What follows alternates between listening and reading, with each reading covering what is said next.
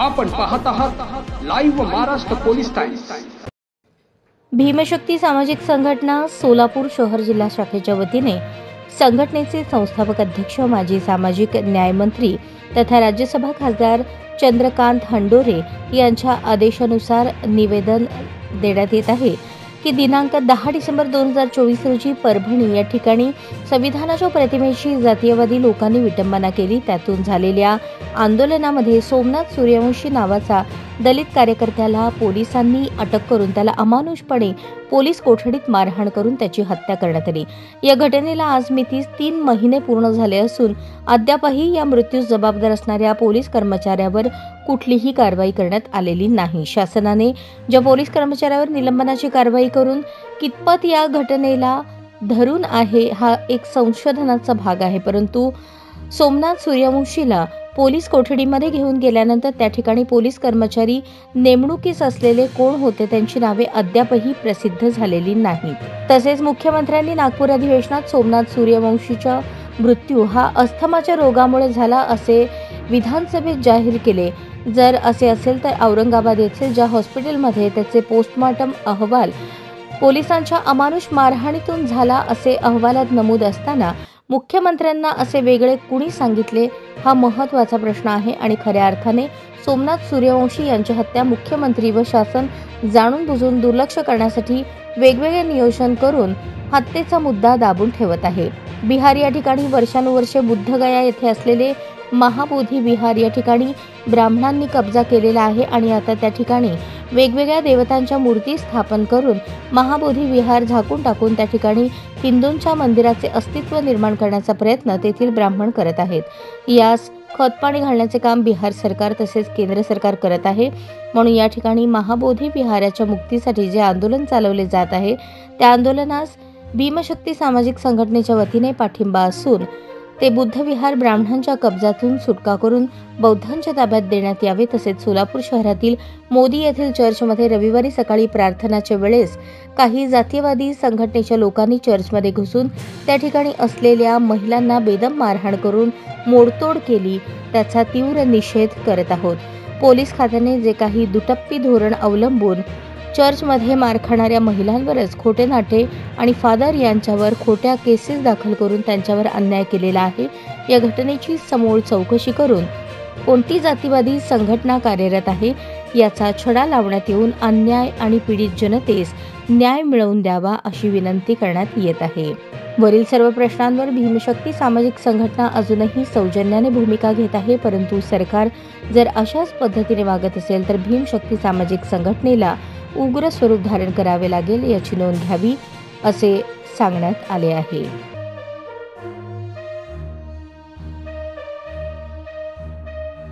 जाग येण्यासाठी हे आंदोलन सोलापूर शहराच्या वतीनं आणि जिल्ह्याच्या वतीनं ठेवलेलं आहे। आमचे नेते माननीय चंद्रकांत हंडोरे साहेब यांच्या मार्गदर्शनाखाली आजचं हे आंदोलन आहे। आजचं आंदोलन म्हणजे परभणी येथे आमच्या दलित युवकाची जो लॉ कॉलेजला विद्यार्थी म्हणून शिकत होता त्याची पोलीस कोठडीमध्ये पोलिसांनी मारहाण केल्यानंतर त्याची मृत्यू झालेला आहे आणि फडणवीस सरकारने त्याचा वेगळा अर्थ लावला आहे की त्याला आजार आल्यामुळं तो मृत्युमुखी पडला। तर शक्यता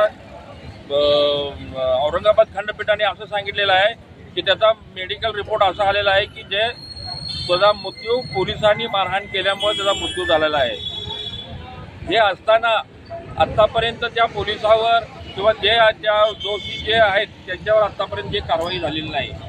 दुसरी गोष्ट बौद्धगया येथे आत्तापर्यंत त्यांचं बौद्धगयाचं जे मंदिर आहे ते मंदिर आत्तापर्यंत ब्राह्मणाच्या ताब्यात आहे। त्याची सुटका होऊन हे भिक्खूच्या ताब्यात मिळावं हे आमचं हे आंदोलन आहे। दुसरं आंदोलन म्हणजे सूर्यवंशी कुटुंब संतोष देशमुख कुटुंबाला न्याय मिळण्यासाठी हे आंदोलन आहे। तिसरं म्हणजे कालच आता ख्रिश्चन समाजाची काल प्रार्थनास्थळी प्रार्थना घेत असताना सोलापूर शहरामध्ये त्यांच्या प्रार्थनास्थळी जाऊन बजरंग दलाचे काही कार्यकर्ते त्यांच्या चर्चमध्ये जाऊन त्यांच्या महिलांना मारहाण केलेलं आहे, तिथं त्या चर्चची मोडतोड केली आहे, तिथे खुर्च्या नादुरुस्त केलेल्या आहे. तर असं हे सरकार, फडणवीस सरकारमध्ये आंदोलनाची परिकाष्ठा चालवली आहे, जेणेकरून दलित समाजावर अत्याचार, मुस्लिम समाजावर अत्याचार, ओबीसी समाजावर अत्याचार, प्रत्येक ठिकाणी अत्याचार एवढा अत्याचार माजलेला आहे की जेणेकरून फडणवीस सरकार स्वतः गृहमंत्री असताना या अत्याचाराची, अन्यायाची दखल घेत नाही. त्या दखल घेण्यासाठी म्हणून सरकारचे कान जागे करण्यासाठी हे आम्ही भजनी आंदोलन ठेवलेलं आहे. तर सरकारचा निषेध म्हणून आता मी करतो. पुढे बोलून ते संपूर्ण बातम्या तेवढ्याच, म्हणजे जेवढे तुमचे हे आहेत तेवढंच म्हणजे आहे की त्याच्या व्यतिरिक्त आता तुम्ही जे म्हणता की काल जी ख्रिश्चन समाजावरती आणलं तो प्रकरण मिटलेला आहे, पोलीस स्टेशनमध्ये गेलेलं, त्याबद्दल तुम्हाला काय म्हणायचं आहे? पोलिसांनी याच्यामध्ये दुटप्पी भूमिका घेतलेली आहे पोलिसांनी. कारण त्या लोकांनी बऱ्याच वेळेस मी फोन केला तर ते म्हणले की तो प्रकरण मिटलेला आहे, तर बातमी लावू नका असं म्हणत होते. कारवाई केलेली आहे त्यांच्यावर. मार खाल्ले त्यांच्यावरही त्यांनी गुन्हा दाखल केला आहे. तर हे अशी जे चुकीचे म्हणजे दुटप्पीचे धोरण अवलंबन आहे पोलीस खात्यानं, त्याचा आम्ही या ठिकाणी जाहीर निषेध करतो. तर अशा पद्धतीनं जर सोलापूर शहरामध्ये जर होत असेल काही जातीवादी धर्माच्या शक्तीकडून, वेळेस पोलीस खात्याने आणि सरकारने यावेळेस दक्ष राहून जे अशा पद्धतीने जे प्रकार करतात त्याचं समूळ उच्चाटन झालं पाहिजे अशी आमची मागणी आहे. महिलांना कुणाला काय बोलायचं?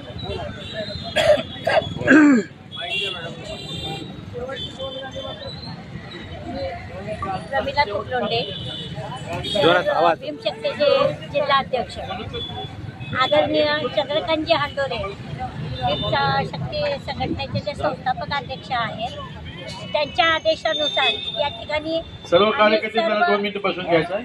भीमशक्तीचे पदाधिकारी या ठिकाणी आम्ही जमलेला आहोत. झोपलेल्या सरकारला जागं करण्यासाठी इथे भजनी गीताचा कार्यक्रम आम्ही घेतलेला आहे. या ठिकाणी सूर्यवंशीची जी हत्या झाली, जो लॉ कॉलेजचा विद्यार्थी होता, संविधानची विटंबना झाली म्हणून हा एक दलित करून त्या चळवळीत उभारला होता, तेव्हा त्याला अमानुष मारहाण झाली आणि त्यात तो शहीद झालेला आहे. अशा याला फडणवीस सरकार जे ज्याच्याकडे गृह खाता आहे आणि मुख्यमंत्री आहेत, तरी सुद्धा त्यांनी याची दखल न घेता त्याचा अस्तमाने मृत्यू झाला आहे असं त्या अधिवेशनात सांगतात. म्हणजे ही भूमिका त्यांची चुकीची आहे. यांनी जातीयवादी हे सरकार आहे. बिहारमध्ये देखील बौद्ध गया येथे जे बौद्ध मंदिर आहे ते जवळजवळ मनुवादी सरकारच्या म्हणजे मनुवादी लोकांच्या हातात आहे. हे बौद्ध भिक्षुकांच्या ताब्यात मिळालं पाहिजे.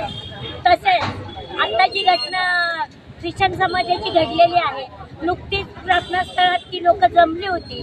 9 वाजता त्यांनी महिलांना दगडफेक केली आणि पाठीमागनं मारहाण केली. ती महिला म्हणजे 2 महिला त्या ठिकाणी जखमी झालेल्या आहेत आणि हे प्रकरण आम्ही मिटवण्यासाठी त्या ठिकाणी गेलो होतो, पण FIR दाखल केलेला आहे दोन्ही गटावर.